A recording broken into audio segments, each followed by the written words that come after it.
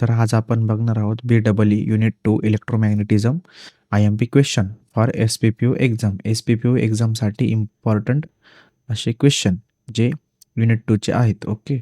First question काय? Compare magnetic circuit आणि electric circuit त्यांच्या सिमिलॅरिटीज आणि डिसिमिलॅरिटीजचे पॉईंट्स आले पाहिजे. ओके. हे भरपूर वेळा विचारलेला प्रश्न आहे SPPUसाठी. सेकंड प्रश्न, derive expression for flux iron ring wound with n number of turns, that is the n number of turns. Okay. And current is passed through it.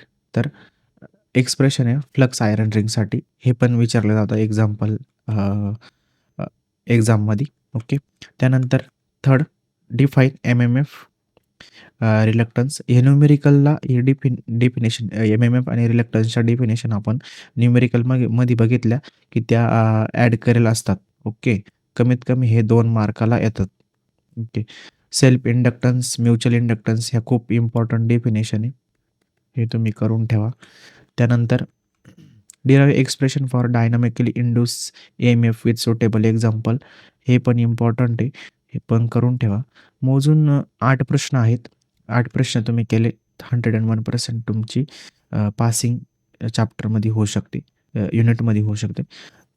5 नंबरचा question, compare statically induce EMF and dynamically induce EMF यांचं comparison write करायचं आहे, म्हणजे difference right करायचा आहे तुम्हाला. कमीत कमी 4 किंवा 6 पॉईंट्स 6 मार्कासाठी येऊ शकतात. 6 मार्क कंपल्सरी. ओके. त्यानंतर obtain expression for coefficient of coupling between 2 magnetic couple coils. हा क्वेश्चन अजून आलेला नाही, बट हा SPPUमध्ये विचारला जातो. हा अजून आलेला नाही आहे आत्ता 2024 पॅटर्नमध्ये. तर आला तर ह्यावर्षी येऊ शकतो बॅकलॉगच्या पेपरसाठी. ओके. नंतर हा प्रश्न येऊन गेलेला आहे, derive the expression for energy store in magnetic field. हा पण प्रश्न येऊन गेलेला आहे, बट रिपीट होऊ शकतो. त्यानंतर expression for coefficient of self inductance हा पण येऊन गेलेला आहे. असं नाही की जे आलेले आहे ते परत येणार नाही, सगळेच येतील. हे सगळे इम्पॉर्टंट क्वेश्चन आहे. SPPUने याच्यावर जास्त फोकस दिलेला आहे. तर तुम्ही हे क्वेश्चन जास्त इम्पॉर्टंट आहे, तुम्ही करून ठेवा. नक्कीच तुमचे पासिंग होऊ शकते. थँक्यू.